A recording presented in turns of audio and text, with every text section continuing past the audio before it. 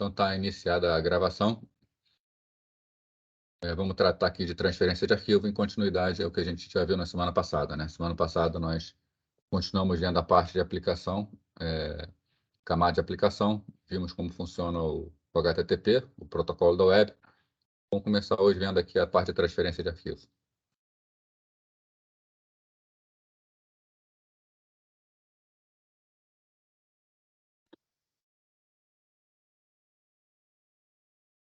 Transferência de arquivo, então. Bom, o protocolo de transferência de arquivo da internet é o FTP. Tá? Quando a gente fala que o protocolo de transferência é o FTP, a gente não está dizendo que não existam outros protocolos, né? Existem outros protocolos também de transferência que pode se usar para transferência de arquivo, mas o protocolo que foi criado para a internet, especificamente para realizar a transferência de arquivos, é o FTP, né? File Transfer Protocol, protocolo de transferência de arquivos. Ele é um protocolo bastante antigo, tá? Ele normalmente trabalha em conjunto com um protocolo conhecido como Telnet, que são protocolos para acesso e transferência de arquivos entre máquinas remotas, né? São protocolos ainda voltados numa época onde prevaleciam as interfaces em texto, né, os terminais, onde você tem um computador em rede, você tem o seu computador, e você quer acessar um computador remoto, né, digamos, por exemplo, você quer fazer um processamento utilizando a máquina mais poderosa, um supercomputador, por exemplo, né, você usava o FTP, onde você transferia para essa máquina seu programa, sua base de dados, seus arquivos, tudo mais. Tá? Então, você faz a transferência de dados por FTP, abre uma sessão Telnet, né? Por essa sessão Telnet, você controla a máquina remota, compila seu programa, roda o seu programa, trabalha a sua massa de dados, e depois que você tem os resultados prontos, você usa novamente o FTP para buscar os resultados e trazer o resultado do processamento. Tá? O que vale falar sobre o FTP e Telnet, como são protocolos bastante antigos, eles não têm confidencialidade, né? As informações trafegam todas em claro. Então, por exemplo, tanto o FTP quanto o Telnet, para você iniciar uma sessão, você tem que passar seu usuário e sua senha, e isso passa pela rede sem nenhum tipo de proteção, sem nenhuma criptografia. Tá? Então, o FTP, que é o de transferência de arquivo, e o Telnet, né, que é o protocolo para controle remoto, né? Por exemplo, o Telnet ainda é muito utilizado hoje em dia para administração de roteadores, para você se conectar remotamente no roteador, você usa o Telnet, né? Eles já foram substituídos, tá, por um protocolo conhecido como SSH. Tá? SSH é Security Shell. O SSH ele embute as duas funcionalidades, tanto do FTP como do Telnet, só que ele é criptografado, né? Então, toda a sessão, tudo que passa por dentro de um túnel criptografado, né? O SSH, propriamente dito, usuário utilitário de linha de comando, ele é equivalente ao Telnet. Tá? E existe um utilitário que faz parte do pacote SSH, que é o SFTP. Que é exatamente o FTP, só que com conexões criptografadas, né? Então, quando você faz um login, usuário e senha, não passa em claro pela rede, né? Passar em claro significa não passar com nenhum tipo de criptografia. Então, se você abre uma conexão FTP e alguém tem um software de sniffer, né, tem um sniffer da rede, ele captura com muita facilidade seu usuário e sua senha. Tá? Mas o que a gente vai falar aqui para FTP vale da mesma forma para esse FTP. A única diferença é que não é criptografado. Tá? Bom, então, uma colocação que se faz tá? Com um protocolo de transporte fim a fim confiável, como o TCP, né, a transferência de arquivos parece trivial, né? Eu já tenho, afinal de contas, o TCP, que me garante que todos os dados que eu envio de um lado chegam no outro. Tá? Então, pode até perguntar, né, por que fazer um protocolo como FTP? Se seria tão fácil, tá? É que existem alguns detalhes outros, que são, por exemplo, a autorização, né? Como a gente faz o controle de autorização de que área um determinado usuário pode acessar, né? O que ele pode fazer de download, se ele pode fazer o upload, né? Denominação, como as máquinas vão ser denominadas, como elas vão ser encontradas, né? a representação entre máquinas heterogêneas, né? Por exemplo, nós temos no início da computação, tá? Hoje em dia tá mais difícil essa diferença, mas nós tínhamos no início computadores baseados em ASCII e computadores baseados em BCDIC, né? E quando nós vamos fazer uma transferência entre essas máquinas de um arquivo texto, por exemplo, é necessário fazer a conversão de tipo, né? O TCP ele só faz a transferência, não é um tipo de conversão, né? O FTP ele pode fazer essa conversão para arquivos texto e compatibilizar, né? Então, quando a gente faz uma transferência por TCP, por FTP, nós dizemos se nós queremos a transferência binária ou uma transferência textual, né? A transferência textual ele faz as conversões necessárias, já a transferência binária ele mantém exatamente o que tem no arquivo, né? Então, isso dá uma maior complexidade ao protocolo, né? E, basicamente, como funciona o FTP? Nós temos um usuário, né? Um usuário local, né? Ele tem a interface FTP dele com a máquina. Essa máquina roda um software que é um cliente FTP e tem um sistema de arquivos local. E nós temos um servidor FTP com sistema de arquivo remoto, né? O FTP possibilita a transferência de dados entre os sistemas de arquivos, né? O FTP enxerga tanto o sistema de arquivo local quanto o sistema de arquivo remoto. Então, você pode enviar dados para o servidor ou pegar dados do servidor, né? O comum, o padrão do FTP é você fazer o download de dados do servidor, né? É você trazer dados da máquina servidora para a sua máquina, né? O contrário, você precisa de autorização, né? Um cliente FTP pode ser vários tipos, né? Nós temos, por exemplo, o WinSCP, que é um cliente SSH e SFTP. Ele também é cliente FTP, tá? É um software gratuito que permite a transferência de dados. O próprio navegador é um cliente FTP, né? Se no navegador você botar, né, na URL, normalmente a gente bota http, alguma coisa, mas se você for na URL do navegador e você botar lá, por exemplo, FTP, né, o endereço do servidor FTP, o navegador vai abrir o software FTP. Tá? Ele vai se conectar com o servidor FTP e ele vai trazer automaticamente a listagem do conteúdo raiz do servidor FTP, né, do sistema de arquivos raiz.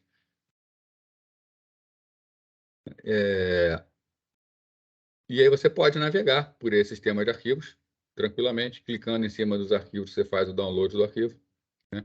O FTP ele é muito utilizado, por exemplo, para download mesmo, né? Você abre um site de um fabricante de software, ou então um fabricante de hardware, para pegar um driver, e você clica para fazer o download do driver, uma das opções que você tem de fazer o download é por FTP. Tá? Ele é um protocolo bastante rápido para esse tipo de coisa. Bom, além da transferência de dados propriamente dita, né, o FTP permite acesso interativo, que é você navegar. O Wallace está pedindo o site, tá? Eu vou botar no link para vocês, só um minutinho.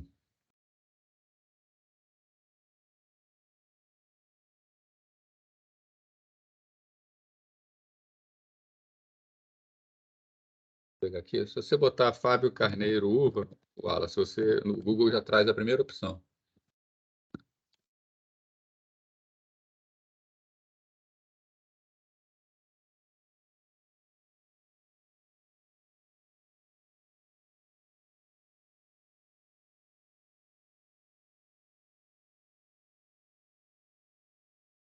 Tá aí, né? Tá no chat aí. Bom, então, voltando aqui, né? Além da transferência de arquivo propriamente dita, né, a gente tem acesso interativo, que é poder navegar nas pastas, né? Com acesso interativo, você consegue navegar nas pastas que existem no servidor de arquivos remoto. Especificação no formato, que é representação de troca. Basicamente, você vai transferir um formato binário, que é bit, sem nenhuma interpretação de conteúdo, ou em formato textual, onde há a interpretação do conteúdo, né? E um controle de autenticação, né? Saber quem é o usuário que está utilizando o FTP e aí você poder controlar que áreas do servidor o usuário pode acessar, se ele pode fazer upload para alguma das áreas, se ele só pode fazer download, né? E por aí vai. Bom, os clientes usam o TCP para se conectar com o processo servidor, né? Que aguarda conexões e cria processos e travas para tratar cada conexão. Isso a gente já viu semana passada no funcionamento do TCP, né? Mas dando uma relembrada aí, na verdade, é uma característica do TCP que facilita bastante, né? Como funciona isso? O servidor TCP abre um socket e ele fica guardando por conexões nesse socket. Um cliente, né? Quando ele se conecta nesse socket, ele solicita uma conexão, o que o servidor faz? Ele abre um novo socket, uma nova conexão, né? E o cliente trata, né? Estabelece conexão com esse novo socket e toda a sua transação é com base nesse socket, né? De forma que, se um outro cliente solicita também conexão com o servidor, né? Aquele socket está só aguardando conexão, abre um novo socket, né? E esse novo socket é quem vai ter conexão com aquele cliente que solicitou, né? De forma que você pode ter vários clientes solicitando conexões paralelas e o socket principal fica abrindo vários sockets. Então, são abertas várias conexões. Isso permite um modelo onde podem ser criados processos filhos ou threads específicas para tratar as conexões, né? Isso facilita muito o paralelismo do tratamento da transferência de arquivo, né? Então, o escravo aceita e trata a conexão de controle, tá? Mas usa processos adicionais para tratar a transferência de dados à parte, tá? Então, agora, levando em conta especificamente isso aqui, tá? O usuário já estabeleceu uma conexão e já existe uma conexão estabelecida, tá? Então, existe uma conexão de usuário, né, com o servidor FTP. Essa conexão permanente que o usuário tem é chamada uma conexão de controle, né? Então, por essa conexão de controle que o usuário navega, entra nas pastas do servidor, tá? Muda sua pasta local e faz a solicitação de transferência de dados entre o servidor e o cliente, tá? Quando efetivamente vai fazer a transferência de dados, esse processo, né, cria mais um socket, uma outra conexão com o cliente, e por essa conexão que acontecem as transferências de dados, né? Então, o FTP ele mantém duas conexões para cada cliente. Uma conexão de controle, né, e uma conexão de transferência de dados, né? Essas conexões de transferência de dados podem ser criadas dinamicamente, né, e são criadas dinamicamente, né, mas a conexão de controle persiste através da sessão, né? Então, durante a sessão, o TCP estabelece uma conexão de controle na porta 21 do TCP, né? Então, é sempre por intermédio da porta 21 que tem a conexão de controle. Porém, né, toda vez que é solicitada uma transferência de dados, abre uma nova conexão na porta 20. E os dados são trocados pela porta 20. Essa conexão de controle permanece durante toda a sessão e essa conexão de transferência de dados acontece a cada vez que é solicitada uma transferência. Quando a conexão de controle termina, o que acontece? Tá? É finalizada, tá, a sessão e as duas extremidades, né, encerram todos os processos de transferência de dados. Ou seja, se você tem transferência de dados ocorrendo e você fecha uma conexão de controle, você fecha tudo. Você perde a conexão com o servidor, né? E quando um cliente vai formar uma conexão inicial com o servidor, ele contata o servidor na porta 21 do TCP, né? Para transferência de dados, a porta 20 do TCP, conforme a gente já viu aqui,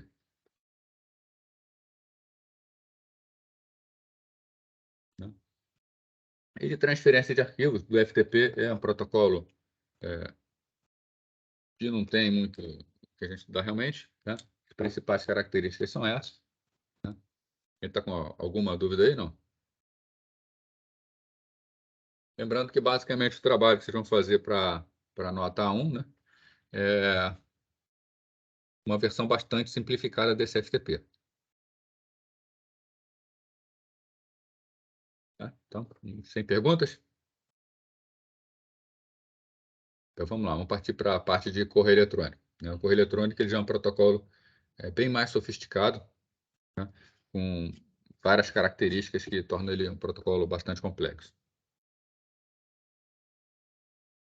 Bom, o que a gente pode falar de correio eletrônico? O correio eletrônico, né, ele é um protocolo bastante antigo, tá? É um dos primeiros protocolos desenvolvidos para a internet, né? E ele é de uma época onde a rede, vamos dizer assim, era mais confiável, tá? Se a gente pensar no modelo que existia da internet, eram modelos onde nós tínhamos uma grande rede, né? A ARPANET, ou a internet primordial, né? E nessa rede nós temos máquinas conectadas a essa rede, normalmente máquinas grandes, né? Onde essas máquinas tinham um administrador que eram responsáveis por todo o controle de acesso de usuários, tá? E esses administradores, eles tinham a responsabilidade, entre outros, de manter a segurança da máquina e da rede, né? Um usuário, para usar um sistema de correio eletrônico, por exemplo, ele estava num terminal que era ligado diretamente a um servidor não, desculpe, a um computador desse de maior porte, né? Então, significa que o usuário tem apenas um terminal, toda a administração do sistema é feita sobre esse computador maior, né? Então, é uma configuração confiável, uma configuração feita, vamos falar assim, pensando em toda a segurança da rede, né? E o usuário em si não tem muito controle, né? Tudo para ele é controlado pelo administrador. Se esse usuário quisesse enviar um e-mail, o que ele fazia? Ele estava usando um sistema controlado nessa máquina que fazia uma transferência para outra máquina e o outro usuário no terminal ia e lia o e-mail dele, né? Ah, então, vamos dizer assim que era um sistema baseado em confiança, tá? As máquinas confiavam em si, todas bem administradas. Aí, no novo modelo de internet, né, surgem microcomputadores que são ligados diretamente à internet. Então, os computadores estão com ligação direta. Não existe a figura de um administrador, vamos falar assim, oficial nessa máquina. O próprio usuário é o próprio administrador. E esse usuário já começa a instalar software que ele quiser na máquina, tá?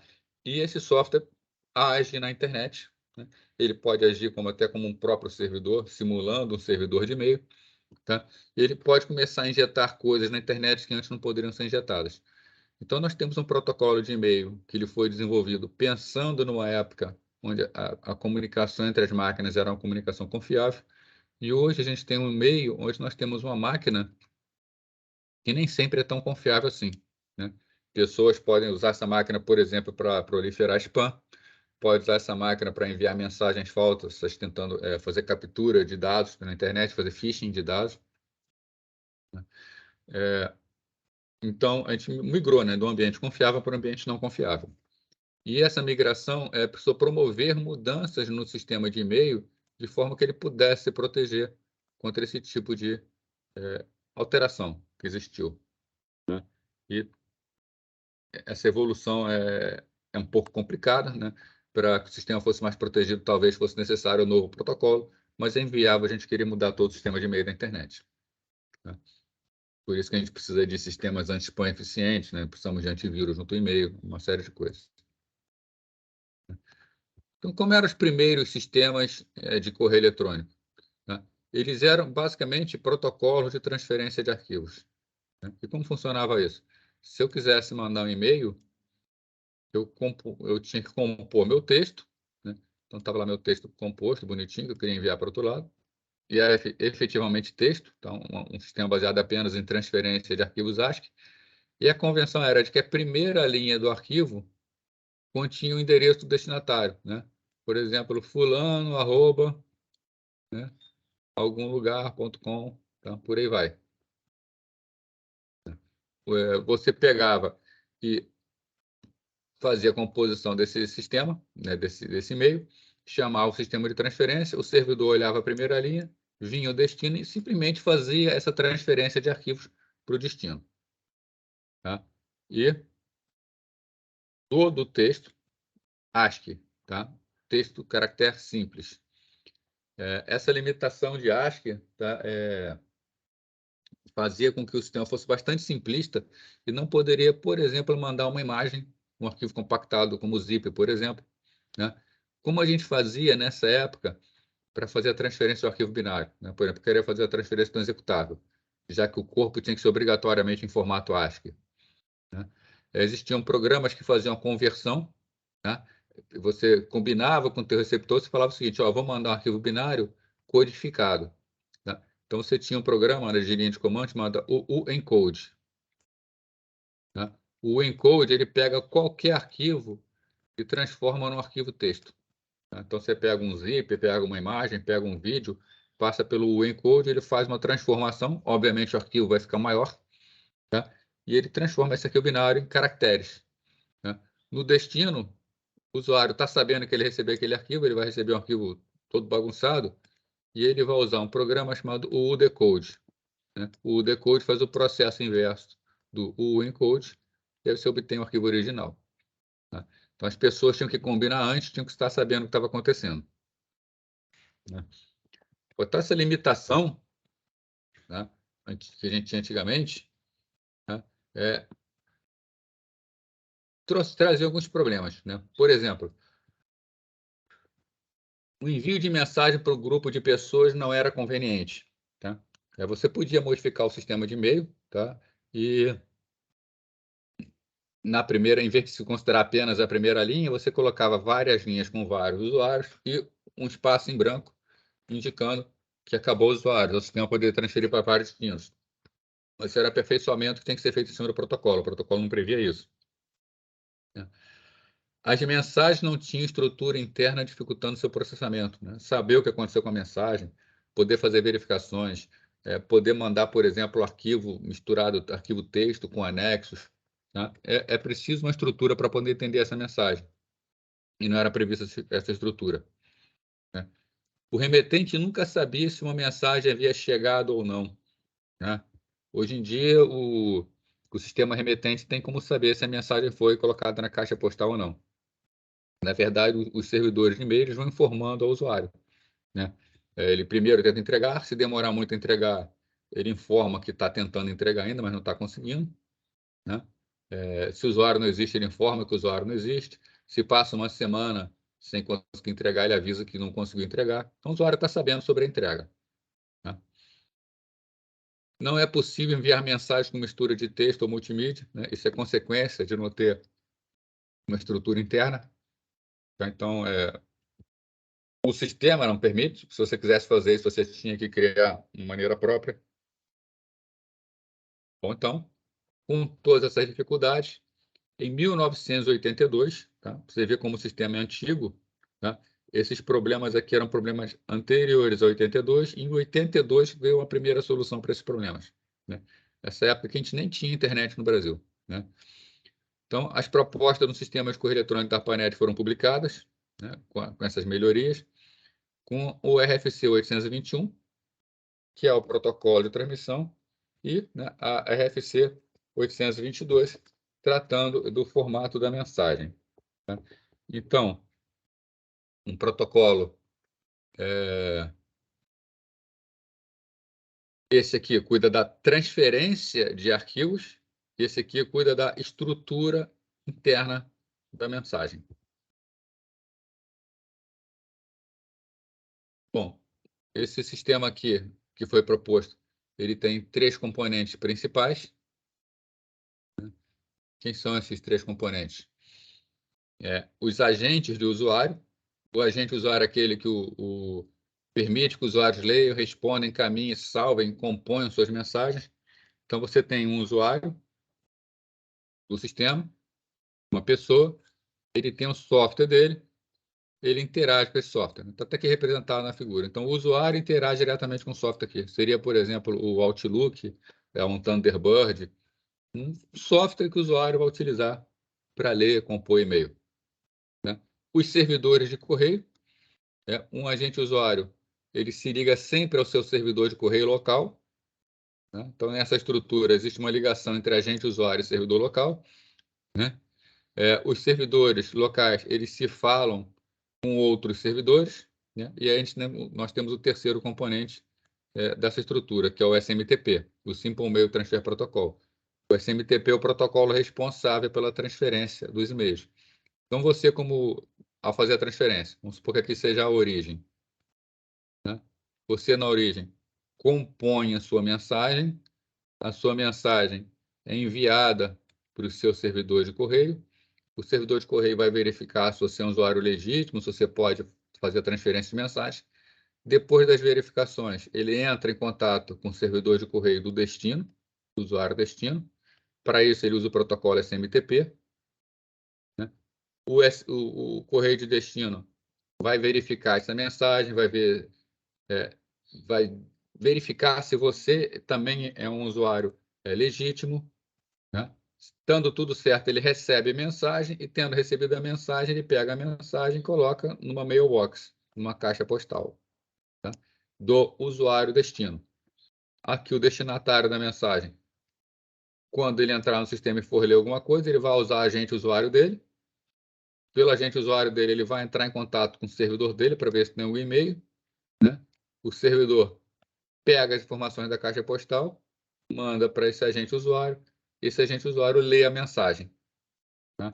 Então, as pessoas interagem diretamente com seus agentes de usuário, mas a troca acontece sempre entre os servidores de correio. Tá? E, né, já foi falado ali, o agente usuário sempre busca memória em uma caixa de correio. Tá? Então, sempre busca informação em uma caixa de correio. Os servidores de correio hoje formam o núcleo da infraestrutura de e-mail. Né? Eles sempre são responsáveis por fazer as verificações, os envios e recebimentos. Cada destinatário tem uma caixa postal, né, localizada em um desses servidores. Né? É nessa caixa postal que vão guardar seus e-mails. Né? Uma mensagem típica inicia sua jornada no agente usuário do remetente. Foi aquilo que a gente viu na imagem anterior aqui. Né? Vai até o seu servidor de correio, viaja até o servidor de correio destinatário e é depositado na caixa postal. O SMTP é o principal protocolo da camada de aplicação. Então, está aqui bem claro, SMTP, camada de aplicação, né, do correio eletrônico, da internet. Né? Ele usa um serviço confiável de transferência de dados do TCP, ele é baseado em transferência confiável, né, para transferir essas mensagens. Né? Quando um servidor de correio envia correspondência para outros, ele age como um cliente SMTP. Né? Então, nessa figura aqui, né, o agente usuário ele é um cliente desse servidor. Né? Quando ocorre essa transferência entre servidores, esse servidor daqui ele é cliente do outro servidor. Tá? Então, servidores SMTP, quando trocam informações entre si, quem está enviando a informação age como cliente SMTP.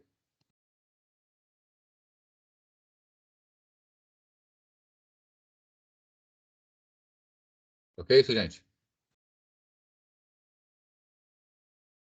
Tá? Falando especificamente do SMTP agora. Tá?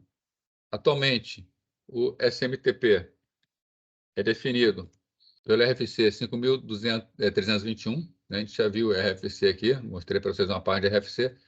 Se alguém quiser ver a implementação, é só baixar o documento. É um documento bastante extenso. Né? Já conversamos aqui, ele é uma tecnologia antiga que tem certas características arcaicas. Né? Por exemplo, ele restringe o corpo e o cabeçalho de todas as mensagens a um formato ASCII de 7 bits. Né? A máquina hoje tem 8 bits. Né? Hoje, as máquinas trabalham com o que a gente chama de ASCII estendido, que é o conjunto ASCII de 7 bits, desculpe, de 8 bits, mas o e-mail ainda trabalha com o sistema ASCII antigo, que é o primeiro ASCII que trabalha apenas com 7 bits. Né? Hoje, né, dentro da multimídia, essa restrição do ASCII de 7 bits é um tanto quanto incômoda. Né? Por exemplo, ele exigindo que dados binários sejam codificados em ASCII. Como que a gente codifica dado binário em ASCII? Né? É como uma curiosidade. Né? A codificação mais comum a ser utilizada, né, que é que praticamente todos os sistemas usam, é uma codificação conhecida como codificação base 64. Tá? Codificação base 64, tá? Porque ela funciona da seguinte forma. Tem que ser mapeado em texto. Tá? Qual é o texto no qual é mapeado? Você pega, por exemplo, as letras do alfabeto. A minúsculo até Z minúsculo. Tá? Isso aqui te dá 26 símbolos. Tá? Depois você pega do A maiúsculo até o Z maiúsculo. Você tem mais 26 símbolos. Já tem 52 símbolos. Né? Aí você pega dos números 0 a 9. Você tem mais 10 símbolos. Aí você pega mais 2 caracteres. Por exemplo, mais e o dividido. Você tem mais 2 símbolos. Né? Todos esses aqui são caracteres ASCII normal. Tá? Se você soma aqui, você tem 26 com 26, 52, com 10, 62, com 2, 64. Né? Então, isso aqui te dá um total de 64 símbolos. Né? 64 símbolos é 2 elevado à sexta. Né? Então, com isso aqui, com 64 símbolos diferentes, você consegue transferir 6 bits. Tá? Mas dados binários em computador são dados compostos por unidades de 8 bits, né? São compostos por bytes. Então, você tem, na verdade, que você quer transferir 8 dados binários. Você quer transferir 8 bits. Porém, esse sistema codifica apenas em 6 bits. Então, num primeiro envio, ele envia os 6 primeiros bits desses 8. Tá? Você quer mandar... Aí, a próxima sequência tem mais 8 bits. O que ele faz? Ele pega os 2 bits restantes, mais 4 bits da próxima sequência, para mandar mais uma informação. Né? E, na verdade, a transferência é uma sequência de bytes que estão sendo transferidos. Né? No terceiro envio, ele pega os 4 bits que restaram, mais 2 do segundo. Né? E num quarto envio, ele envia agora os 6 bits que faltaram. Né? Dessa forma, a cada 3 bytes, né, que são efetivamente, você deseja efetivamente enviar, eles são codificados em 1, 2, 3, 4. Né? Então, para cada 3 bytes original de um arquivo binário, você necessita de 4 bytes que são efetivamente enviados pela rede. Isso quer dizer que se você usa o e-mail para mandar um arquivo que tem 3 megabytes, né, o sistema de e-mail vai codificar isso em 4 megabytes. E ele efetivamente vai transferir 4 megabytes. Ou seja, ele pega a sua mensagem original e ele acresce ela em 33%. Tá? Você manda sempre 33% a mais de dados quando faz transferência de arquivos binários por e-mail. Né? Por isso, se você tiver uma facilidade de um software de transferência de arquivo entre máquinas, você normalmente o faz utilizando um protocolo como FTP. Né? No passado, onde os enlaces eram mais lentos e as restrições de armazenamento eram maiores, a gente costumava restringir muito o tamanho de uma mensagem de e-mail. A coisa muito pequena mesmo, para desestimular o usuário a transferir arquivos por e-mail, já que esse acréscimo podia representar um consumo substancial de banda. Tá? Hoje em dia, os enlaces eles são bastante rápidos, né? Os métodos de armazenamento eles são... os meios de armazenamento são bem grandes, tá? Então já teve uma flexibilidade maior. Ainda assim, se limita normalmente a, no máximo, 10, 20 mega, para evitar que as pessoas mandem muita coisa e fiquem armazenando, ocupando espaço no servidor de e-mail. Ou limitando o tamanho da caixa postal também, tá? Para a pessoa não poder ser desestimulada a guardar coisas no servidor de e-mail. Já que a gente vai ter um acréscimo, né? E acaba ficando no esquecimento.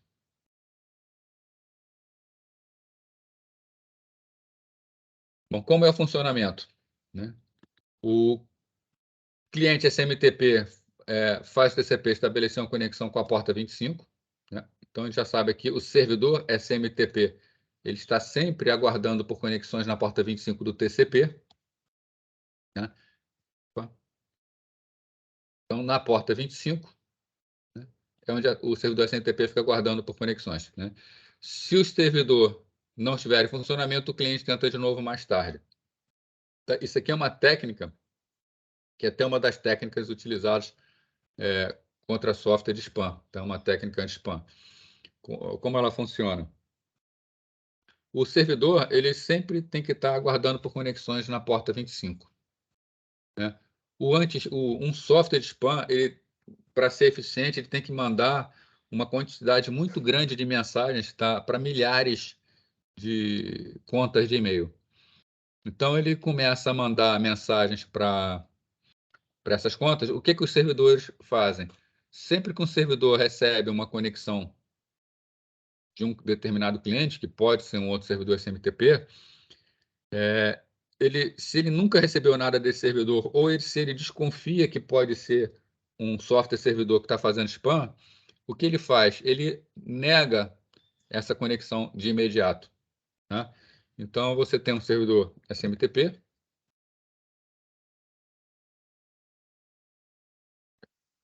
você tem um servidor SMTP, ele está lá na porta 25, aí vamos supor, alguém vem com um cliente de spam que ele desconfia ou que ele nunca recebeu antes. Quando solicita a conexão, o que ele faz? Nega. Vamos supor primeiro que seja um legítimo. Era um servidor legítimo, só que ele não conhece. Se for um servidor legítimo, esse servidor legítimo ele vai tratar todo o estado das suas conexões. E ele vai ficar insistindo, tentando enviar novamente. Então, ele pode, por exemplo, negar 2, 3 vezes. E como se trata de um servidor legítimo que segue a especificação do protocolo, ele vai ficar insistindo.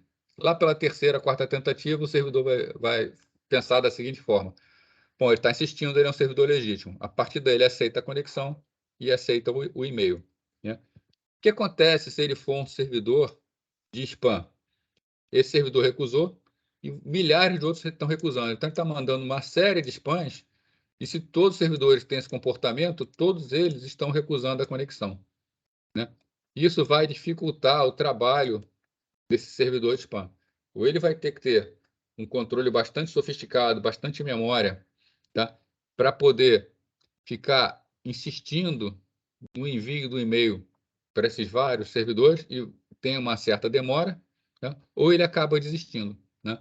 Então, muitos softwares de spam, né, principalmente, vamos dizer assim, os menos profissionais, né, acabam desistindo quando os servidores recusam. Então, é uma técnica que, apesar de parecer boba, tá, resolve bastante para uma gama muito grande de tentativas de spam na internet. Tá? Bom, então, vamos supor agora, beleza, foi tudo bem, estabeleceu uma conexão, não foi recusada a conexão. Tá? Então, uma vez estabelecida a conexão, o servidor e o cliente trocam, tá, alguns procedimentos de apresentação de transferir informações. Então, o servidor se apresenta, ele diz quem ele é, o cliente também diz quem ele é, o cliente fala para quem quer mandar a mensagem, o servidor vai dizer se é um usuário válido ou não. Né? Se não for um usuário válido, o cliente já desiste. O cliente diz quem está mandando, né? O servidor ele vai consultar uma lista negra, vai fazer consulta para ver se aceita, tá? Então, isso é uma série de trocas de informações, vai e vem, até que o servidor resolva aceitar o e-mail. Quando ele resolve aceitar o e-mail, ele fala, ok, pode mandar a mensagem. Aí o cliente vai e faz a transferência. Daqui a pouco a gente vai ver uma conversação dessa. Tá? Então, durante essa fase, o cliente SMTP indica os endereços de e-mail remetente e destinatário, tá? E quando os clientes servidores terminam de se apresentar, o cliente pode efetivamente enviar mensagem. Né? O cliente tem que repetir esse processo na mesma conexão se houver novas mensagens a enviar para o servidor. Então, se o cliente ele tem várias mensagens para enviar para o servidor, mesmo que para diferentes usuários, ele aproveita a conexão. Tá? Quando não há mais mensagem para enviar, o cliente simplesmente encerra a conexão. Tá? E quanto ao formato da mensagem? Formato da mensagem de e-mail que é trocada. Né? Bom, quando uma mensagem de e-mail é trocada, né, um cabeçalho contendo informações periféricas antecede o corpo da mensagem em si. Bom, isso aí nós fazemos uma associação que nós dizemos que são cabeçalhos de mensagem e cabeçalho de envelope. Tá?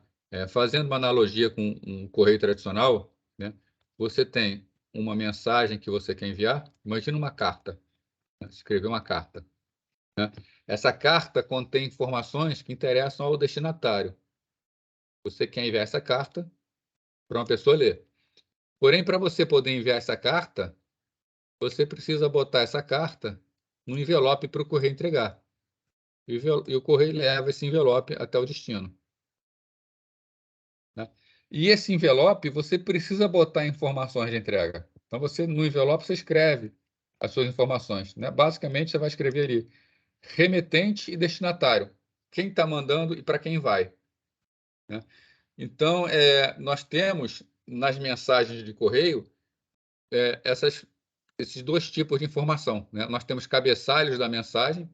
O cabeçalho da mensagem interessa ao software do usuário, né, que a gente chama de agente de usuário, ao software que interessa aos usuários. Por exemplo, cabeçalhos que dizem o que a mensagem está transportando. Se está transportando áudio, se está transportando um vídeo anexo, se é somente texto. Isso não faz a menor diferença para o SMTP. O SMTP só precisa entregar no destino. Tá? Então, nós temos cabeçalhos que só interessam ao software agente de usuário. E nós temos os cabeçalhos, efetivamente, do envelope, que só diz respeito ao correio, né? Que diz respeito ao SMTP, que são informações relativas à entrega. E não diz respeito ao usuário. O usuário ele não precisa saber, né? Embora ele possa saber, mas para o seu funcionamento não interessa se passou por máquinas intermediárias. Por SMTP, é necessário, às vezes, saber se passou por máquinas intermediárias, como, por exemplo, anti-spam e antivírus. Então, quando uma mensagem de e-mail é enviada, um cabeçalho contendo as informações periféricas antecede um corpo da mensagem em si, né? Informações que interessam ao SMTP. Essas informações são contidas em uma série de linhas de cabeçalhos que são definidas na RFC 5322. Tá? E essas linhas de cabeçalho, né, são separadas, e o corpo são separados por linha em branco. Então, cada informação de cabeçalho, cada informação que interessa ou ao SMTP ou ao agente usuário, vem em uma linha. Então, quem está enviando é uma linha. Quem tem que receber é outra linha. Passou por uma máquina intermediária, outra linha. Data, outra linha. ID do cabeçalho, outra linha.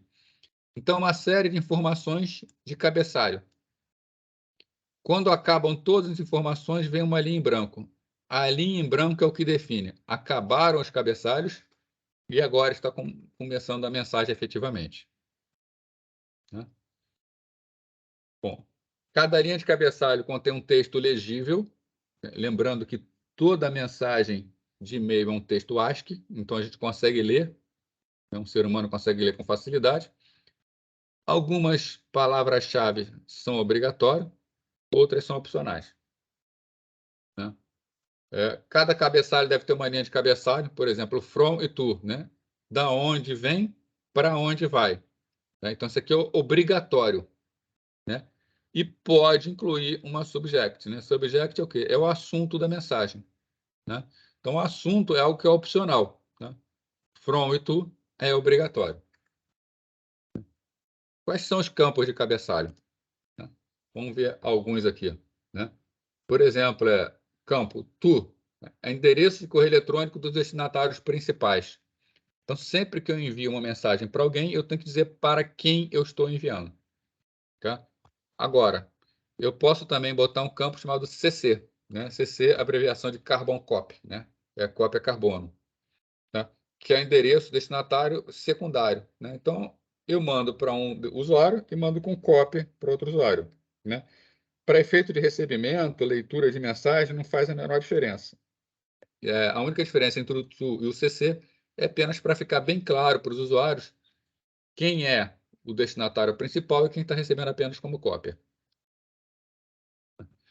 Temos ainda uma opção, BCC, que é Blind Carbon Copy, né? Cópia carbono cega, né? Que é os demais não sabem que foi enviado para ele. Né? Então, por exemplo, né? Eu enviei aqui uma mensagem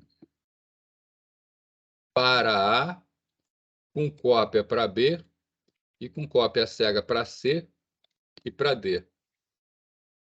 Né?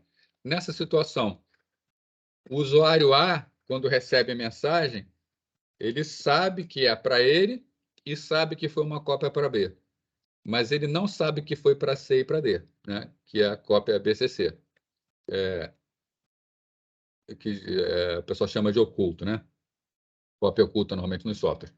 Então, o usuário A pensa que somente ele, A e B receberam. B é a mesma coisa. Ele sabe que foi enviado para A e que ele recebeu uma cópia. Então, para B, somente A e B receberam. Né? Agora, C e D recebem. Né? C sabe que foi enviado para A, sabe que foi enviado para B, mas ele não sabe que foi enviado para D. Então, todos os ocultos ficam ocultos para todos. Da mesma forma, o usuário D sabe que foi para A, sabe que foi para B, mas não sabe que foi para C. Tá? O campo from, né? Às vezes os softwares até botam de forma errada, tá? Botam a informação como from, tá? Mas o campo from não é quem envia a mensagem. O campo from é o campo de quem criou a mensagem. Tá? É diferente. Tá?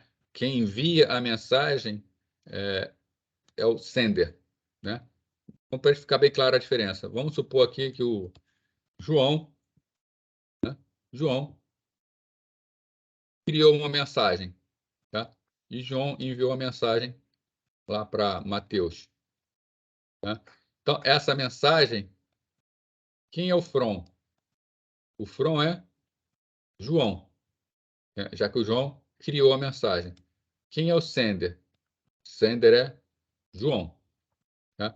Mateus pega essa mensagem, tá? E encaminha para. Vou botar aqui. Eu vou botar uma letra diferente. Abílio. Né? Então, foi feito um encaminhamento. Nesse caso, quem é o from? Tá? O from é João. Quem fez a mensagem foi João. E quem é o sender? Né? O sender é Mateus. Né? Então, se os agentes usuários estiverem trabalhando corretamente, sempre que você faz o encaminhamento, tá? O from preserva o criador da mensagem. Da mesma forma que esse Abílio resolveu mandar para Bianca, né? Vai aparecer aqui, vai aparecer from, né? Ainda João, né? E sender Abílio. Então, a diferença entre from e sender. Né? Received é uma linha que é incluída em cada agente de transferência durante o percurso. Né?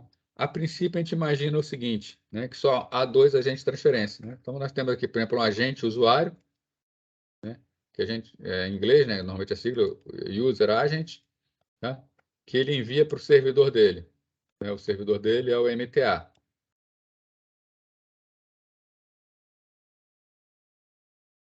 Quando o MTA dele recebe a mensagem, tá?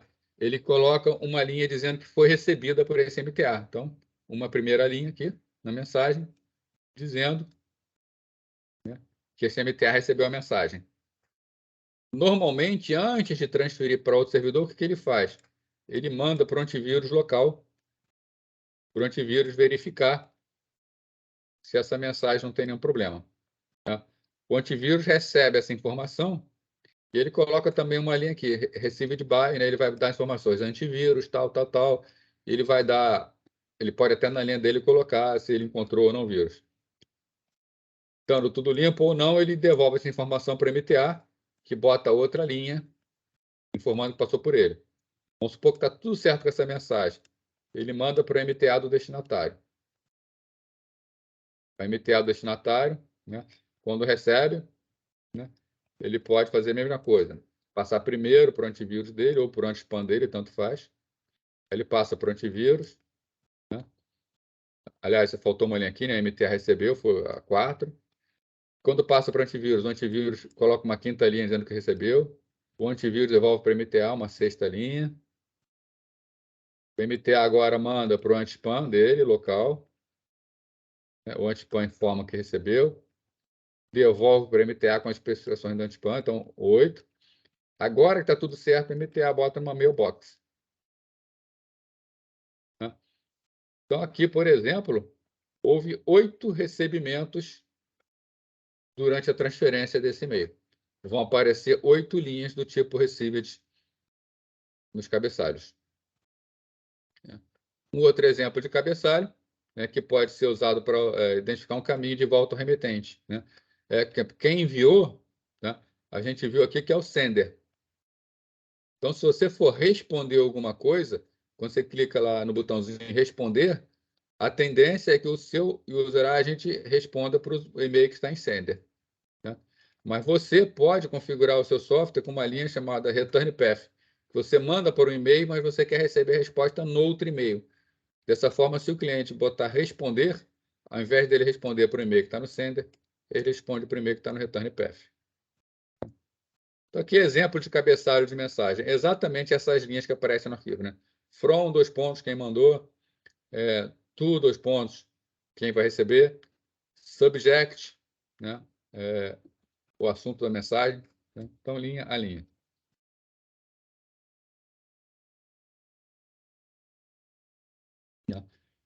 Também podem conter, tá, campos de cabeçalhos que interessam diretamente aos agentes usuários, que não interessa diretamente ao SMTP, né? Que não interessa diretamente ao servidor. Então, exemplo de cabeçalho: date, data e hora em que a mensagem foi enviada, né? Reply to, endereço de mensagem onde deve ser enviada, message ID, número exclusivo que será usado para referência posterior. Né? Sempre que uma mensagem ela é criada com um message ID, né? Isso é que facilita aos servidores saberem, né? Quando, por exemplo, alguns servidores que unificam as mensagens, como, por exemplo, o Outlook da Microsoft, o Gmail, tá? Eles colocam todas as mensagens que fazem parte de um grupo de mensagens juntas. Tá? Normalmente, eles agrupam por esse Message ID. Né? Sempre que uma mensagem é criada, ela recebe um Message ID. Tá? E quando vem uma resposta, ela vem em Reply To. E esse Reply To tem o ID da mensagem que a resposta foi enviada. Então, você envia uma mensagem, quando você recebe uma resposta dessa mensagem, o servidor sabe quem é quem. Tá? Ou o agente usuário. Né? Reference, outras ID de mensagem relevante. Então, dentro de uma conversa, tá? Ele vai mantendo uma lista de referências de todas as mensagens que fazem parte da conversa. Tá? Isso facilita o controle. Você pode definir palavras-chave para depois fazer busca. É algo raro de alguém fazer num servidor de e-mail ou num sistema de e-mail, tá? Mas pode ser feito. Assunto da mensagem, tá? E por aí vai. Tá ok, pessoal? Bom, especificamente sobre protocolos de acesso. A gente vinha falando aqui o seguinte, né? Qual é o esquema que a gente está utilizando? Nós temos, no momento que compõe a mensagem, o agente do usuário, né? User agente. Você compõe a mensagem e manda para o seu MTA local. Tá? Essa transferência é feita pelo SMTP. É o protocolo que faz a transferência. Tá? Sempre entre cliente e servidor SMTP. Para mandar para o sistema de correio do destinatário, do usuário final, é feito contato entre os servidores de e-mail. O servidor de e-mail manda por outro SMTA por intermédio do SMTP. Esse MTA, quando recebe, coloca numa caixa postal, uma mailbox. Aqui é direto no sistema de arquivos local, não tem um protocolo. Né? E você tem o sistema do usuário, do destinatário. Esse agente usuário, para pegar as suas mensagens na mailbox, ele precisa, né, de uma forma de buscar. Né? Como ele faz para buscar essa informação? É o que a gente vai ver aqui. Então, quando a SMTP entrega a mensagem ao servidor, ela é colocada na caixa postal do destinatário. Exatamente o que a gente viu aqui. Nos primeiros sistemas, o usuário lia sua correspondência ao entrar no servidor e executar o leitor de e-mail. Né? Então, lembrando que, no início, aquilo que eu falei para vocês no início da nossa computação, né? Os primeiros sistemas, o usuário usava a própria máquina, né? Então, ele já estava dentro do sistema de arquivos, né? Já lia diretamente a sua mailbox, né? Hoje, o acesso ao correio usa uma arquitetura cliente-servidor, né?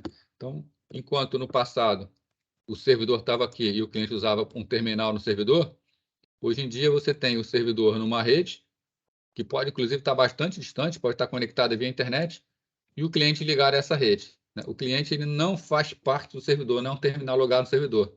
Então, ele precisa, de alguma maneira, de entrar em contato com o servidor para ler suas mensagens, né? Então, hoje em dia, o usuário executa um agente usuário no seu PC local, né? Mas acessa a caixa postal armazenada em um servidor que está sempre em funcionamento. Qual o caminho da mensagem? Foi aquilo que eu descrevi para vocês, né? Lá, cria uma mensagem, vai para o servidor, tá? E chega no agente usuário, tá? A forma que o usuário tem de buscar essa informação, hoje em dia, são dois protocolos. O chamado POP3, que é o Post Office Protocol Version 3, né? Versão 3 do protocolo de correio eletrônico, ou o IMAP, que é o Internet Mail Access Protocol. Então, são esses protocolos aqui que o cliente usa.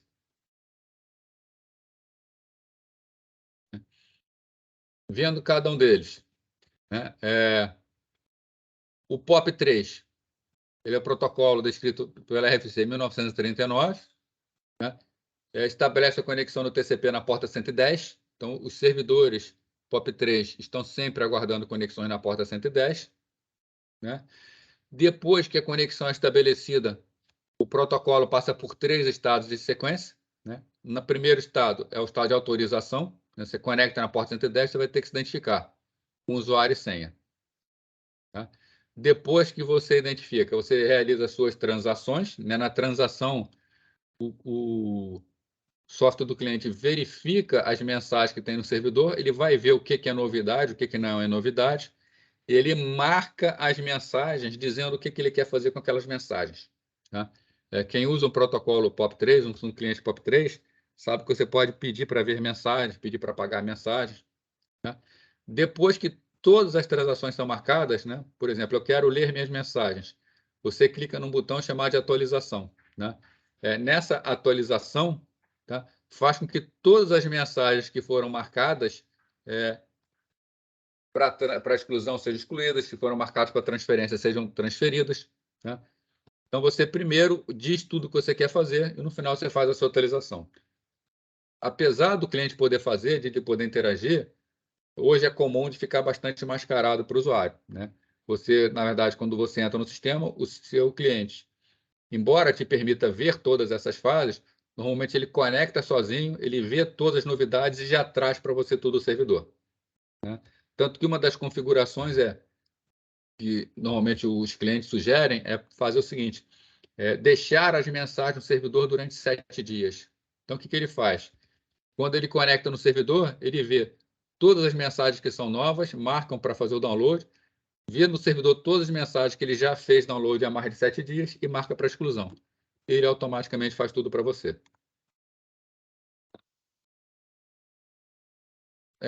Então, é um protocolo que traz todas as informações locais, né? Um detalhe, o POP3, ele é um protocolo sem criptografia. Então, assim como eu comentei que o FTP é um protocolo que alguém pode atacar e pode ler usuário e senha, se você usa um protocolo POP3, qualquer um que tiver na sua rede ou no seu caminho que tenha um sniffer colocado na rede, ele vai conseguir pegar e com muita facilidade, tá? Com muita facilidade mesmo, tá? Tem programas só para isso, o seu usuário e sua senha, tá? Então, normalmente, apesar do POP3 ser o protocolo, é bastante comum que os servidores sejam configurados para não aceitar o POP3, mas aceitar uma extensão do POP3, que é o, né, POP3S, né? O POP3S é o POP3 seguro, né? Secure POP3, tá? Ele faz uma criptografia SSL e criptografa toda a conexão. Dessa forma, tudo que você envia passa criptografado, o atacante não consegue ver o conteúdo, incluindo aí seu usuário e sua senha, né? A mesma coisa vale para o SMTP. O SMTP tem o protocolo SMTP, mas também existe o protocolo SMTPS, né? O SMTP ele não carrega usuário e senha, então não é tão problemático quanto o POP3. Então, alguns provedores colocam o POP3 como opção para o usuário, outros colocam como obrigatório. Eles não permitem o uso do POP3, apenas do POP3S. Mas o funcionamento é exatamente o mesmo. A única coisa que muda é a porta e o fato de ser criptografado. Bom, além do POP3, opa, desculpa, mandei demais aqui. Além do POP3, né, nós temos o IMAP, né? Qual é a característica do POP3? A característica principal. Você tem um servidor de correio eletrônico e você tem a mailbox lá dentro, a sua mailbox. E você tem o seu agente usuário.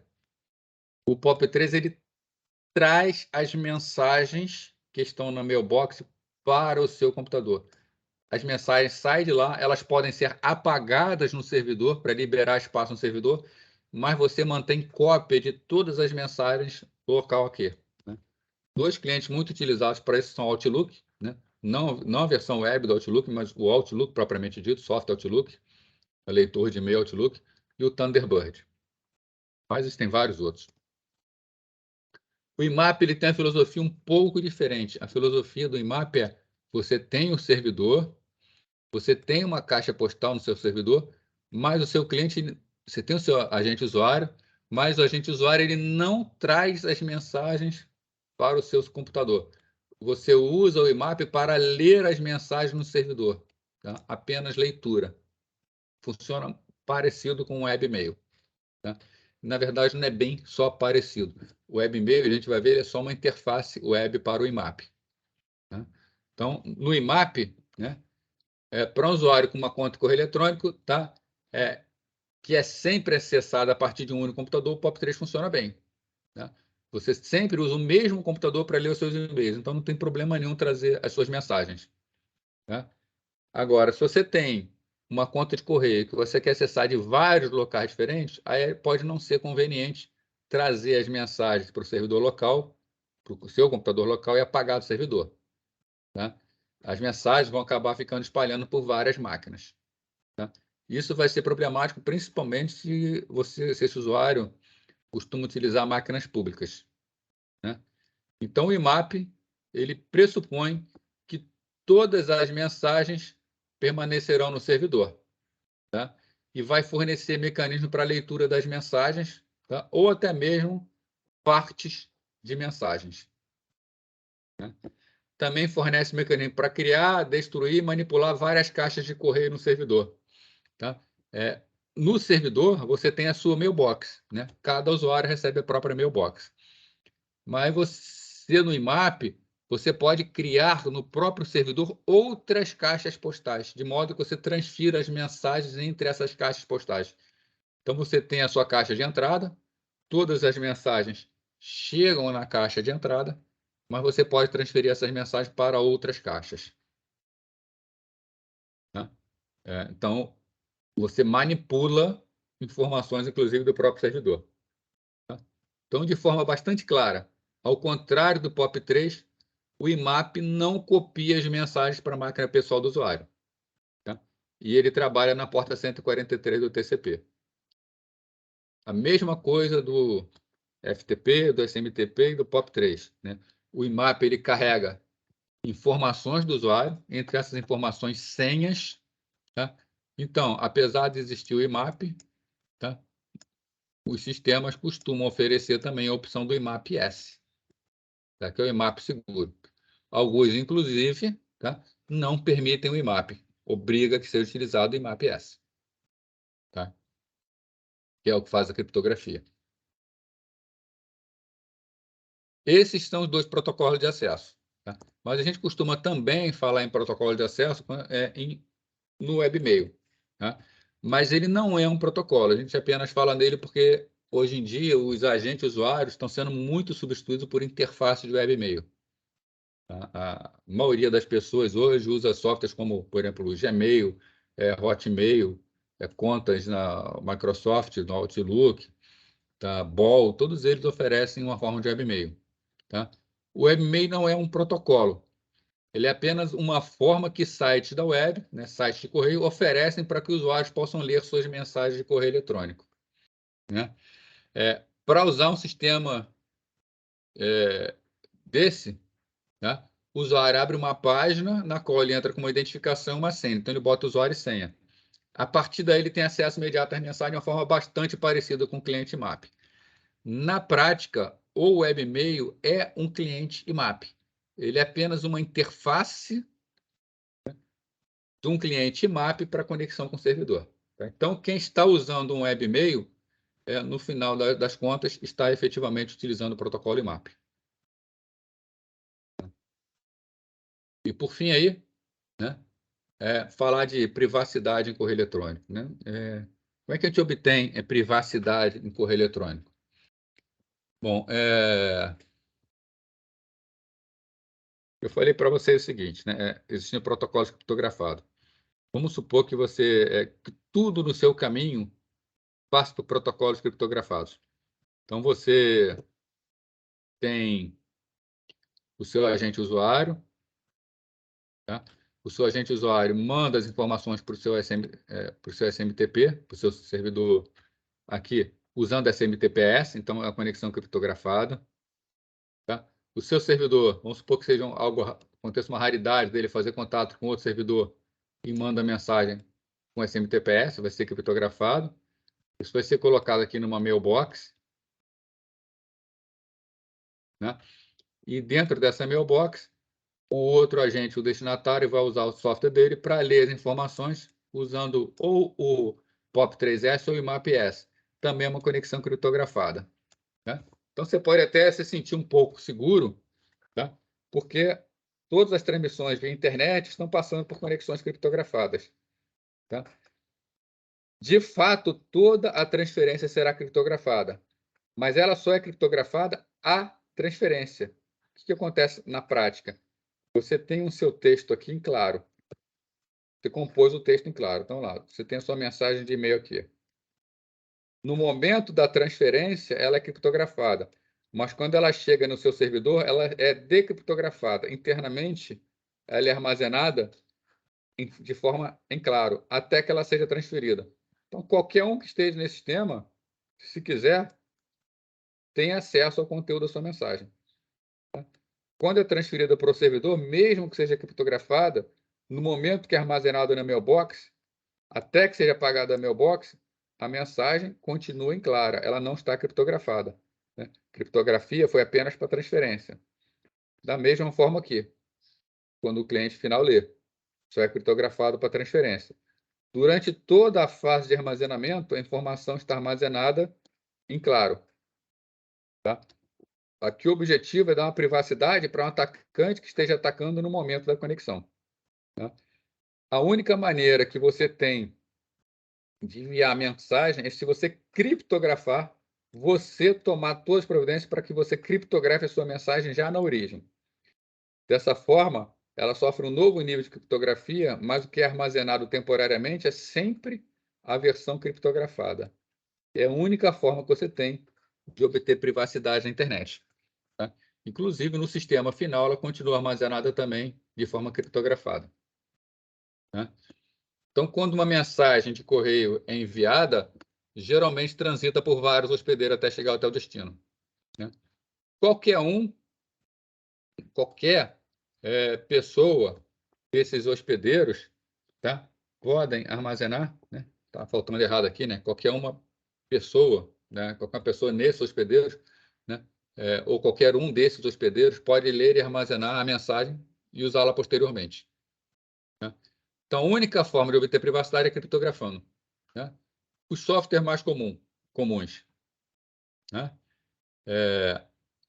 Antes não tinha privacidade nenhuma. Tá? Ninguém tinha privacidade nenhuma. Então, você tinha que criptografar. Tá?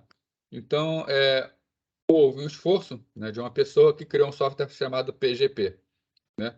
Qual o objetivo do PGP? Fazer criptografia automática entre pessoas. Né? Vamos supor aqui que essas duas pessoas, vamos chamar elas de A e B, queiram trocar informações criptografadas. Ou, de uma forma mais geral, B quer que todo mundo envie para ele informação criptografada. Ele só quer receber informação criptografada. Ele quer que tudo que ele receba tenha privacidade. O que é que o B faz? Ele cria um par de chaves, uma chave pública e uma privada. Né? Então, a chave pública e a chave privada. A pública todo mundo conhece, a privada só ele conhece.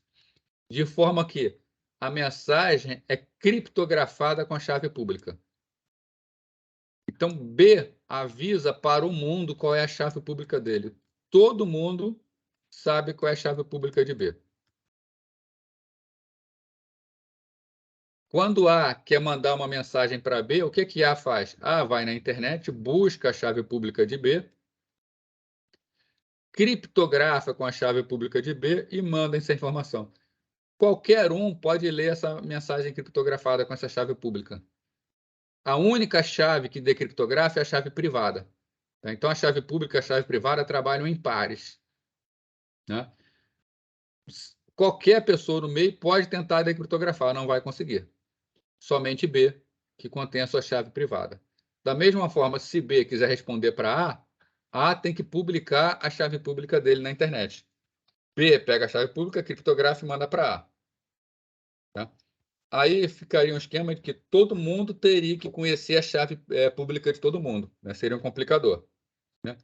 Para isso, existem chamados chaveiros ou cartórios de chaves na internet, onde as pessoas podem publicar. Por exemplo, B publica a chave dele no cartório.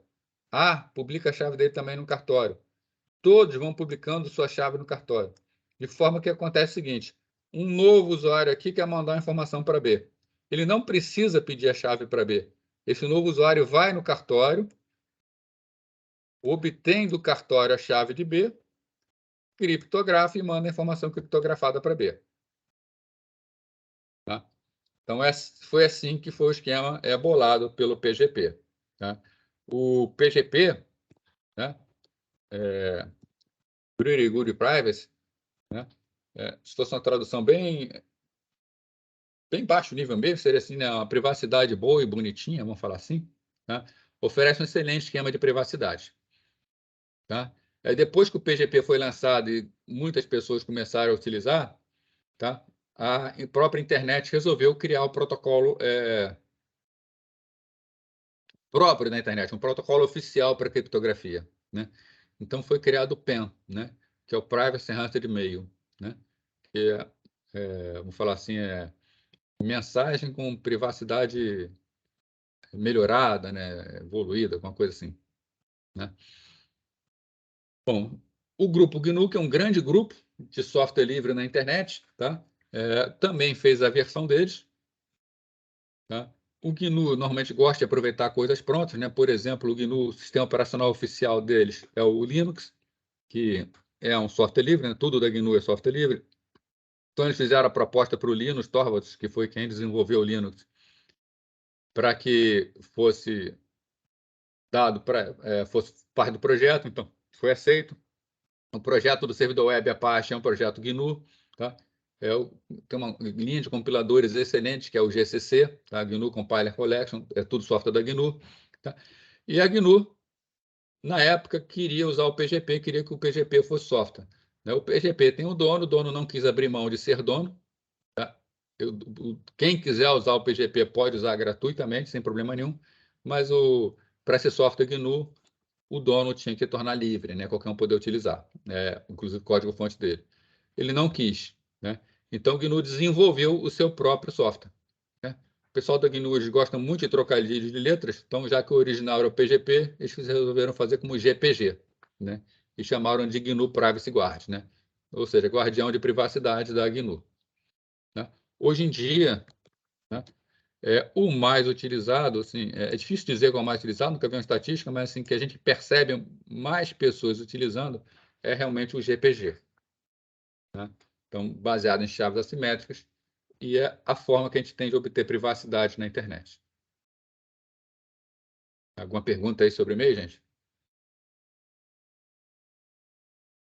Calados hoje, né? Ou estão escrevendo pouco?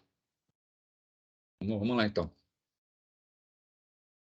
Então, um último software de aplicação. Vamos ver como funciona o DNS, que é o Domain Name System, né? Então, o DNS é o sistema de e-mail de nomes da internet que permite que a gente identifique máquinas, né? Então, como funciona o DNS? Né? A comunicação entre hospedeiros na internet, né, ocorre por meio de endereço binário de rede. Vamos pensar em endereço IP. Vocês ainda não viram formalmente endereço IP, mas vocês devem saber que endereço IP é alguma coisa do tipo 192.168.10.20. A princípio, para uma máquina se comunicar com outra, ela usa esse endereço. Então, quando o usuário quer se comunicar com o servidor, a princípio ele precisa do endereço IP desse servidor, né? Mas pessoas não trabalham com endereços diretamente, com endereços binários, né, com endereço IP. Pessoas trabalham com nomes, né? Por exemplo, se eu quiser acessar o site da Veiga, né, qual site eu colocaria?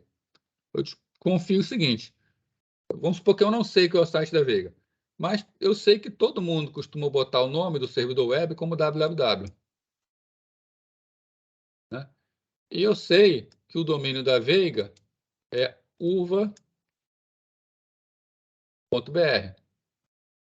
Então, eu já sei que eu vou acessar www.uva.br, né? Se eu quero acessar o site de uma empresa chamada Fulaninho,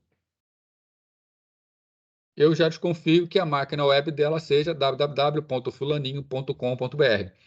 Então, é muito mais fácil a gente trabalhar com nomes, né? Eu não vou ficar decorando com o endereço IP do servidor da UVA. E muito menos eu não tenho como saber qual é o endereço IP do servidor de fulaninho.com.br. Tá? Logo, é muito mais fácil para os seres humanos trabalhar com nomes de máquinas em vez dos endereços de rede. Mas máquinas não conseguem trabalhar bem com nomes. Máquinas têm que trabalhar com endereços binários. Então, é assim que nasce o DNS. O objetivo do DNS é um dos objetivos, né? Que a gente acha que é só esse, mas um dos objetivos do DNS é a gente fornecer um nome de um servidor e ele traduzir para a gente e dizer qual é o endereço IP desse servidor, né? Então, foi para isso que foi desenvolvido o DNS, e ele cria um sistema de nomes que a gente chama de sistema de nomes hierárquico, né? A gente vai ver essa hierarquia de nomes, né? Uma árvore de nomes, onde facilita para a gente o funcionamento. Então, sempre que a gente for necessitar acessar um hospedeiro, basta conhecer o nome do domínio e fazer uma consulta ao servidor DNS, que ele descobre esse endereço, né? Alguns dos serviços providos pelo DNS, né? O primeiro dele, mapeamento de nomes e endereço IP, né? Foi o primeiro exemplo que a gente viu aqui, né? Dado um nome, ele descobre o endereço IP desse nome. Apelidos para hospedeiros, né? O servidor DNS pode também, máquinas na internet podem ter apelidos, né? Por exemplo, o meu servidor web não se chama www, mas todo mundo espera que ele se chame www. Então, coloco o www como um apelido para o meu servidor. O servidor DNS resolve esse apelido. Identificação de servidores de correio eletrônico, né? Quando eu mando um e-mail, por exemplo, para fabio.carneiro@uva.br, né? Uva.br é o domínio. Agora, quem é o servidor de correio eletrônico? Não está dito. O endereço de e-mail, ele não carrega o nome do servidor de correio eletrônico. E os softwares precisam descobrir quem é esse servidor. Então, eles entram em contato com o DNS e o DNS diz quem é o servidor, tá? Então, mapeamento de serviços também. Distribuição de carga. É uma forma bastante arcaica de distribuição de carga, né? Distribuição de carga é aliviar o trabalho do processador, desculpe, dos servidores. Então, você pode ter, por exemplo, 4 servidores respondendo pelo mesmo serviço. Sempre que um um usuário solicita uma tradução de nome IP, o que o DNS faz? Primeiro dá para esse servidor, depois diz que é esse, depois diz que é esse, depois diz que é esse, depois volta para o primeiro, e ele fica em ciclo, né? Que a gente chama de round robin. Né? E cada hora ele diz que é um servidor diferente, de forma ele vai distribuir a carga entre esses 4 servidores. Existem formas melhores de distribuição de carga, mas que também são mais complexas, que necessitam de softwares extras. Se uma distribuição de carga simples como essa resolve o meu problema, né, eu já posso usar o DNS para isso sem precisar de um software adicional. E, por fim, né, fazer o chamado mapeamento reverso, que é descoberta de nomes com base em endereço IP. É o contrário da primeira opção aqui. Aqui em cima eu dou o nome e o servidor me diz o endereço IP. Aqui eu faço o contrário. Eu passo o endereço IP para o servidor e ele me diz qual é o nome da máquina. O DNS é implementado sob o protocolo UDP. Tá? Então, o protocolo oficial que suporta o DNS é o UDP. O UDP não garante a entrega de dados no destino. Então, cabe ao DNS garantir uma comunicação confiável. Tá? O DNS trabalha na porta 53 do UDP. Então, como o DNS garante essa comunicação confiável, já que o UDP não garante? As informações do DNS elas são muito simples. O funcionamento do DNS ele é bastante simples. Ele envia uma mensagem fazendo uma solicitação ao servidor, uma solicitação qualquer dessa, e o servidor envia uma resposta. Né? Então, ele é um protocolo simples de consulta-resposta. Enviou a pergunta, vem a resposta. Como o DNS faz? Ele envia a pergunta. Se a resposta não chega, ele envia a pergunta de novo. Tá? Não precisa ficar tendo controle sofisticado de estado. Tá? O protocolo UDP ele gera muito menos sobrecarga no servidor. Então, utilizando o UDP, o DNS pode ter uma carga maior de trabalho no servidor, já que a carga do protocolo vai ser menor. Você consegue servidores mais simples, com menos memória e dando tempo e dando resposta muito boa. Tá? Agora, é comum hoje em dia, tá, o servidor DNS, opcionalmente, também trabalhar com TCP. Tá? Então, o servidor DNS ele é obrigado a trabalhar com DP, mas pode oferecer também o TCP, mas aí fica na base do também. Tá? Se o cliente quiser usar o TCP, ele pode se conectar no servidor DNS e ver pela porta TCP e ver se tem alguma coisa lá respondendo. Se não tiver, o cliente vai ter que usar o DP. O DP sempre vai funcionar, sempre é obrigatório. E esse espaço de nomes? Né? Essa hierarquia. Né? Qual é a regra do DNS? Então, o espaço de nomes do DNS ele é dividido em domínios que são estruturados em níveis. Então, nós temos aqui o domínio de primeiro nível, por exemplo, aqui, ó, do caminho www.sus.gov.br. BR é o primeiro nível. Tá? Aí nós temos o segundo nível, no nosso exemplo Gov. Nós temos o terceiro nível, no nosso exemplo SUS. Tá? E aí por diante. Né? Isso aqui forma a hierarquia, vem descendo uma árvore. Tá? O primeiro nível é estruturado nos chamados domínios genéricos e domínios de países. Então, domínios genéricos com, edu, int, org.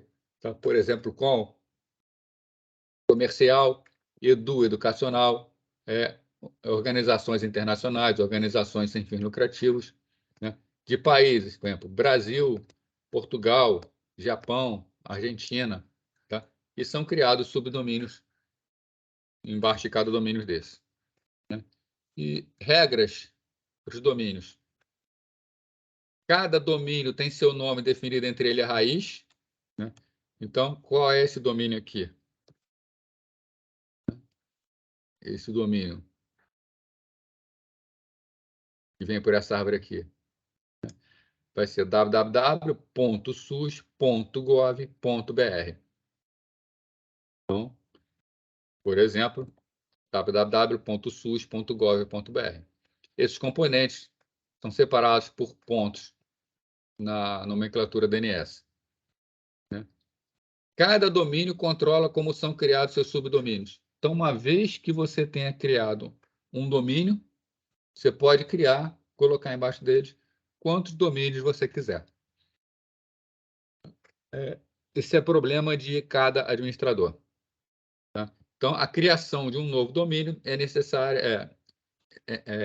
Para a criação é necessária apenas permissão no qual o domínio está sobreincluído. Então, eu crio, por exemplo, o domínio lá. Vamos supor que eu sou dono do domínio pudim.com.br. Se eu embaixo dele quiser criar os domínios pudim de leite, pudim de tapioca, manjar, né? É problema meu. Eu posso criar quantos eu quiser, eu não preciso de autorização de mais ninguém. Né? Não há restrição sobre a quantidade de subdomínios que podem ser criados. Você pode criar quantos domínios você quiser. Né?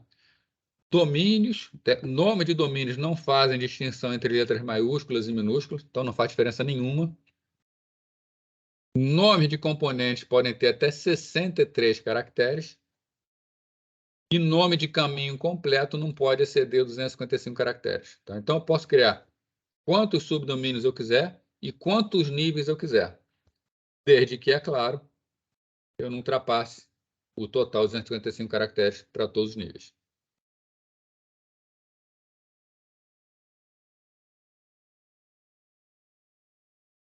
Como que acontece a resolução de nomes? Bom, o espaço de DNS é dividido no que a gente chama de zonas. Né? Os domínios eles são zonas. Então, edu.br é uma zona, sus.gov.br é uma zona. Tá? As zonas elas são independentes, né, e possuem um servidor de nomes principal e pelo menos um servidor de nome secundário. O servidor de nomes principal ele é responsável pelo domínio. Todas as configurações do domínio estão sendo feitas nele. Né? E os secundários existem como backup do principal. Se o principal falhar por alguma razão, os secundários assumem. O DNS é um serviço muito importante. Se o DNS falha, todo o seu domínio sai do ar, porque vai acabar todo o seu mapeamento para o domínio. Por isso que é importantíssimo ter servidores secundários, de preferência em redes diferentes. Tá? Porque se der um problema na rede, você estiverem todos na mesma rede, você perde seu domínio da mesma forma. Então, o servidor secundário responde pelas zonas caso o principal falhe. Como é essa estrutura, né, de funcionamento? Você tem um computador. Seu computador tem vários softwares que estão acessando a internet. Para acessar a internet, eles precisam resolver nomes. Né? Então, existe um processo dentro do seu computador chamado resolver. Tá? Ou resolvedor, né? Ou solucionador. Tá? Esse resolver é responsável por fazer a tradução DNS para o seu cliente DNS. Tá? Então, você está no navegador, você coloca o endereço, o que o navegador faz? Ele pede para o resolver. O que o resolver faz? O sistema operacional tem configurado nele o endereço IP do servidor DNS local, tem um servidor DNS local. O resolver solicita a solução para o DNS local. O DNS local vai, de alguma forma, descobrir como isso funciona, vai devolver a informação para o resolver, e o resolver devolve para o processo que solicitou. Por que é importante ter um resolvedor local? Né? Porque é comum que o mesmo processo solicite, às vezes, traduções para o mesmo domínio ou do mesmo nome. Tá? Você, por exemplo, acessar várias vezes a mesma página. Então, se o resolver já tem a tradução localmente, ele não precisa ficar acessando o servidor DNS. Então, acelera e diminui a carga no servidor. Então, os principais componentes do DNS são o que a gente chama de registro de recursos armazenados em um banco de dados distribuídos. Cada servidor DNS que é responsável por um domínio tem informações sobre esse domínio. É isso que nós chamamos de recursos armazenados em um banco de dados distribuídos. Né? São as informações de toda a internet. As informações de toda a internet estão espalhadas por vários servidores. Tá? Por isso que é distribuído. Servidores no nome DNS responsável pela manutenção de zonas específicas. Então, nós temos servidores responsáveis por zona. Então, nós temos servidor responsável pela UVA, nós temos servidor responsável por GovBR, nós temos servidor responsável por BR. E temos os solucionadores em execução nos clientes, né? Que é a parte do sistema operacional, né? O que acontece quando um solucionador, né, um resolver, solicita a resolução de um nome ao servidor DNS, né? Então, esse carinha aqui, esse resolver, solicitou para o servidor DNS dele local resolver o nome, né? O servidor DNS, ele é o responsável pela zona. Então, ele está perguntando algo sobre o próprio domínio. Aquele servidor DNS, é nele quem está configurado o domínio, né? Então, o servidor recebe o nome solicitado e devolve ao solucionador. Então, isso é fácil, né? Já que o servidor é responsável, o servidor sabe tudo sobre o domínio e já responde. Uma segunda coisa que pode acontecer é o servidor DNS não é o responsável pela zona, mas alguém, num passado recente, já pediu essa solução para o servidor DNS, né? Então, o servidor DNS ele sabe essa informação que está sendo solicitada. Então, ele vai e responde diretamente para o solucionador, tá? Então, os servidores DNS trabalham com cache de uma forma bastante forte. Sempre que um usuário solicita uma coisa para um servidor DNS, ele aprende, ele guarda essa informação para poder responder novas consultas. Agora, também pode acontecer do servidor DNS não ser o responsável pela zona, né? E ele não possui a resolução em cache. Logo, ele vai necessitar realizar uma busca para resolver o nome, né? Então, nos dois casos anteriores, ele já sabia responder direto. Nesse caso, ele não sabe, ele precisa fazer uma busca. E como é feita essa busca? Então, vamos imaginar o seguinte aqui, ó. Alguém solicitou a resolução de nome para www.mec.gov.br. Então, você tem um computador local, ele tem um solucionador respondendo. Ele faz a consulta para a máquina, para o endereço www.mec.gov.br. Bom, o servidor DNS local ele não sabe nada, tá? Nunca fez esse tipo de consulta, ele não sabe nada nem sobre GovBR, não sabe nada sobre BR. Ele acabou de ser montado, né? Existem servidores na internet que são servidores de nome raiz, são 13 servidores, tá? Que estão em locais específicos que nunca mudam. Todo servidor DNS, quando é instalado, ele já sabe quem são esses 13 servidores. Ele vai num desses servidores e ele pergunta: quem é o responsável pelo domínio BR? Repara aqui, ó, www.mec.gov.br. Então, quem é o primeiro nível? O primeiro nível é o nível BR. Então, ele tem que resolver primeiro BR. Ele vai para o raiz, pergunta quem é BR. O raiz responde, ó, o BR é esse cara aqui. Passa o endereço IP do servidor de nomes que resolve o domínio BR. Aí ele vai o servidor vai no BR e pergunta só agora, quem é GovBR? Aí o GovBR fala, ó, o responsável pelo servidor, pelo domínio GovBR é esse servidor aqui. Então obtém a resposta. Ele vai no novo servidor, ele consulta para ele. Quem é o responsável pelo domínio mec.gov.br? Tá, agora quer saber quem é mec.gov.br. O servidor fala, o responsável é, e passa o endereço do servidor responsável por mec.gov.br. Aí, finalmente, o servidor pergunta, quem é www.mec.gov.br? Obtém a resposta. Quando obtém a resposta, repassa para o solucionador. Então, a gente vê que esse tipo de consulta gerou, no total, 10 mensagens, né, trocadas pelo servidor DNS local. É claro que, nesse momento, o servidor DNS ele já guardou quem é BR, ele já sabe quem é GovBR, ele já sabe quem é MEC.gov.br, ele já sabe quem é www.mec.gov.br. Se alguma outra máquina perguntar de novo quem é www.mec.gov.br, ele responde imediatamente. Se houver uma nova consulta e perguntar quem é ftp.mec.gov.br,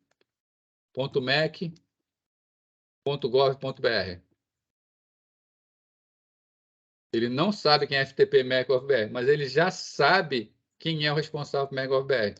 Nesse caso, ele vai direto no servidor mec.gov.br, vai direto lá e já obtém a resposta quem é FTP. Vai guardar essa informação também e vai passar adiante. Então, sempre trabalhando com cache.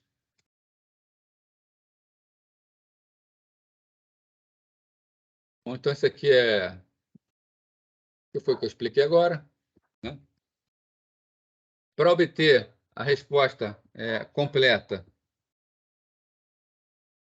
tá? O servidor de nome precisa realizar uma série de interações com outros servidores. São essas interações aqui. Assumindo que nenhuma informação parcial estava em cache. Tá? Então, isso aqui é a explicação do que eu falei no slide anterior. Né? Esse tipo de consulta é conhecido como consulta iterativa. Tá? Então, essa consulta aqui, tá? Que esse servidor fez para obter respostas, tá? É uma consulta do tipo iterativa.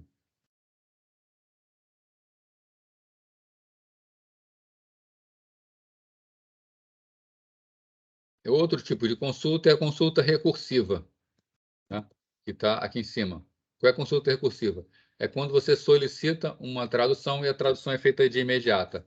Tá? Você não precisa fazer passos intermediários. Então, o solucionador aqui ele não precisou fazer vários passos até obter. Ele fez uma pergunta e o servidor DNS resolveu tudo para ele de imediato. Né? Então, essa consulta aqui, né? Esse tipo de consulta aqui, a gente chama de recursiva.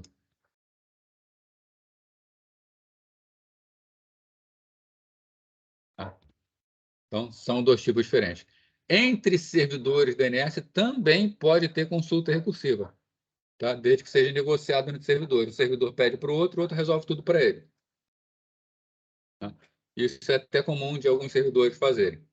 Tá? Isso serve para diminuir o tráfego local de internet, tem essas coisas. Tá ok a diferença aí?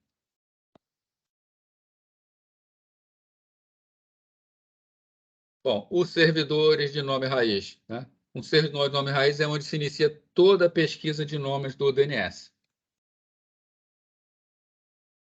Né? Então, quando o servidor não sabe de nada, vai nesse servidor raiz. Né? Já falei isso para vocês. Então, a função deles é retornar o endereço do primeiro nível. É ele quem resolve fazer a redução do primeiro nível. E, no total, existem 13 servidores espalhados pelo mundo. Tá? E aí, pessoal? Com isso, a gente termina a parte de camada de aplicação. Tá? Próximo assunto que a gente vai ver é TCP e UDP. Tá? Já é a camada de transporte. Na verdade, a gente vai ver iniciar a camada de transporte de forma geral e dentro dela a gente vai ver especificamente os protocolos TCP e UDP, tá? Para a gente entender direitinho como é o funcionamento do protocolo de transporte. Então, o pessoal hoje estava bastante quieto, né? O pessoal perguntou pouco, tá? Espero que seja que estava entendendo direitinho, né? E ninguém tem mais nada para perguntar, nenhuma dúvida, nada para ver?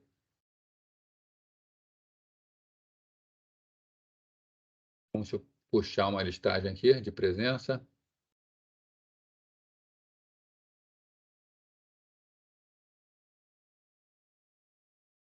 Feito aí.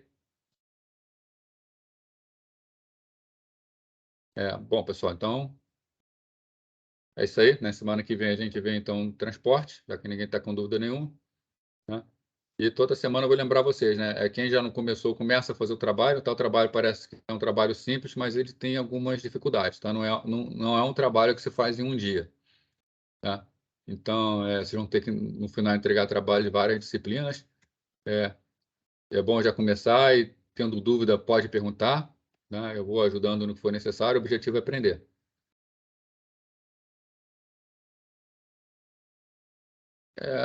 Igor está perguntando sobre canal de YouTube. Eu não conheço um canal que fale especificamente, não. Patrick está perguntando.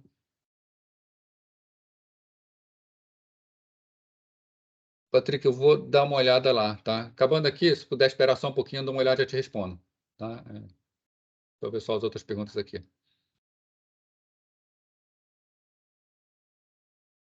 Não, na camada de transporte, vocês não vão ver transferência de arquivo, vocês vão ver como funciona a transferência de mensagens.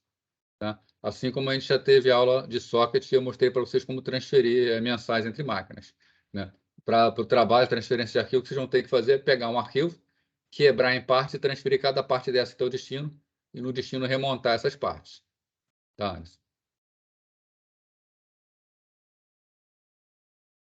Tá, o João está respondendo aí que tem sim, tá? Então, tem um grupo de vocês, é só entrar lá. As perguntas aí?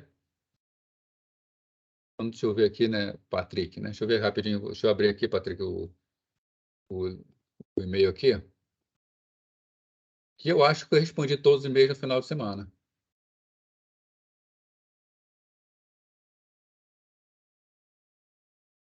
Abri o local errado.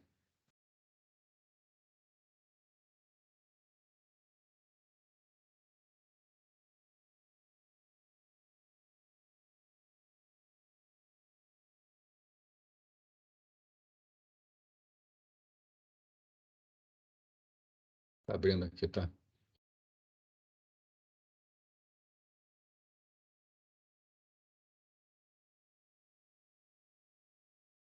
E tem sim. Então, agora que eu estou vendo aqui, eu não li e-mail final de semana, mas está aqui, Patrick. Vou ver se respondo tudo hoje ainda. Pode deixar. Tá? Não foi só você, não. Rebeca, Bernardo, tem bastante gente que mandou e-mail. Tá, pode deixar que eu vou. Hoje de manhã eu respondo para você, tá? Ainda, sem falta.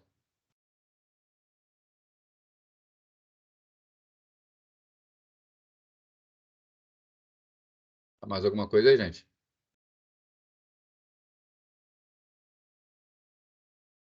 Não. Então, beleza. Então, eu vou encerrar aqui a gravação.